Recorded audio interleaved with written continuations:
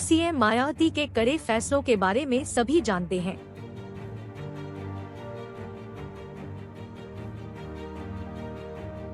लेकिन क्या आप उनके बचपन की साहसिक कहानियों को जानते हैं? चलिए आज राजनीतिक किरदार और किस्से की सीरीज में मायावती के बचपन की 3 कहानियां बताते हैं। पहली कहानी लकड़बग्घा पकड़ने की, दूसरी 2 दिन के भाई की और तीसरी कहानी बिरला मंदिर से जुड़ी है। कहानी 1, मायावती के पैदा होने पर पिता दूसरी शादी का मन बनाने लगे थे। 15 जनवरी 1956 को मायावती दिल्ली की सुचिता कृपलानी हॉस्पिटल में पैदा हुई। केंद्र सरकार के डाकतार विभाग में काम करने वाले उनके पिता प्रभुदास दयाल को कोई खुशी नहीं हुई, क्योंकि उन्हें वंश चलाने के लिए बेटा चाहिए था। इधर लगातार 3 बेटियां पैदा हो गई हैं। परिवार के लोगों ने दूसरी शादी की सलाह दे दी। प्रभुदास तैयार भी हो गए, लेकिन मायावती के दादा मंगलसेन ने उन्हें ऐसा करने से रोक दिया। नानी के गांव गई तो लकड़बग्घा पकड़ने दौड़ पड़ी। मायावती पर बहनजी नाम से किताब लिखने वाले अजय बोस लिखते हैं, एक बार मायावती अपने ननिहाल सिमरौली गई थी। गांव के पास ही काली नदी नाम की एक छोटी सी नदी बहती है। उसी नदी के पास खड़े थे, तभी एक लकड़बग्घा उधर से जा रहा था। मायावती ने अपने नाना से पूछा, यह क्या है नाना? उस वक्त नाना ने बताया, यह लकड़बग्घा है, इससे दूर ही रहना वरना खा जाएगा। मायावती ने नाना से कहा, यह मुझे कैसे खा जाएगा? यह मुझे खाए इसके पहले मैं ही इसे खा जाऊंगी। इतना कहकर माया उस लकड़बग्घा के पीछे दौड़ पड़ी। आगे कुछ लोग खेत में काम कर रहे थे। उन्होंने मायावती को लकड़बग्घा के पीछे जाने से रोका और माया को उनके माता पिता को सौंप दिया गया। कहानी 2, इंद्रपुरी इलाके की महिला और बच्चे की जान बचाई।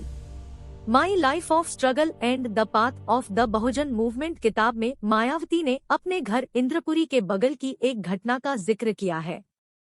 मायावती बताती है, हमारे पड़ोस में घनश्याम सिंह बिरला रहते थे। 10 साल बीतने के बाद भी उनकी पत्नी को कोई बच्चा नहीं हुआ। आसपास की महिलाएं रूढ़िवादी सोच के कारण घनश्याम की पत्नी को किसी बीमारी से ग्रसित मानकर उनके साथ नहीं बैठती थी। मायावती आगे बताती है, एक बार घनश्याम की पत्नी गर्भवती हुई। जिस दिन बच्चा होना था उस दिन घनश्याम घर पर नहीं थे और मैं इत्तेफाक से उस दिन घर पर थी। प्रसव पीड़ा से वह परेशान हो गई।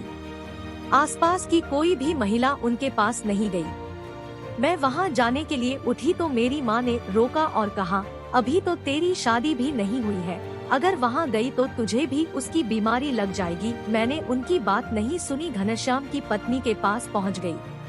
घनश्याम ने डॉक्टर से कहा, माया नहीं होती तो मेरी पत्नी और बच्चा जिंदा नहीं होता।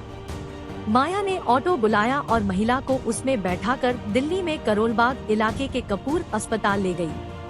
कुछ ही देर बाद महिला ने एक बेटे को जन्म दिया। इधर घनश्याम भी भागकर अस्पताल पहुंच गए। डॉक्टर ने बच्चे को उन्हें थमाने के लिए बढ़ाया तो वह बोले, पहले मायावती को दीजिए, वह नहीं होती तो आज मेरी पत्नी और बच्चा जिंदा नहीं होते।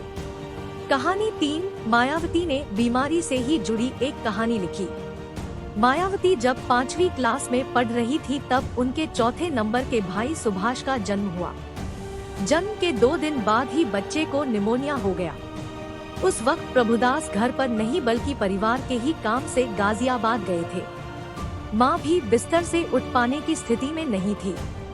सरकारी कर्मचारी होने के कारण परिवार को सरकारी डिस्पेंसरी की सुविधा मिली थी, लेकिन वह 6 किलोमीटर दूर न्यू राजेंद्र नगर में थी। ऐसे में वहां जाना मुश्किल लग रहा था। 10 साल की माया 2 दिन के बच्चे को लेकर 7 किलोमीटर पैदल चली गई। मायावती उठी, पिता का डिस्पेंसरी कार्ड उठाया, एक बोतल पानी भरा और बच्चे को उठाकर चल पड़ी। रास्ते में बच्चा जब भी रोता माया उसके मुंह में पानी की कुछ बूंदें डाल देती थी। लंबा रास्ता होने के चलते वह थक गई। बच्चे को कभी दाएं कंधे की तरफ करती तो कभी बाएं कंधे की तरफ। पसीने से तरबतर आखिर में वह अस्पताल पहुंच गई। डॉक्टरों ने देखा तो हैरान रह गए। बच्चे का इलाज शुरू हुआ, इंजेक्शन लगे और 3 घंटे बाद उसकी हालत में सुधार आ गया। मायावती ने इसके बाद बच्चे को फिर से गोद में उठाया और पैदल ही घर के लिए निकल ली। जब घर पहुंची तो रात के 9:30 बजे थे। मायावती के भाई सुभाष की 9 जुलाई 2016 में 45 साल की उम्र में मौत हो गई।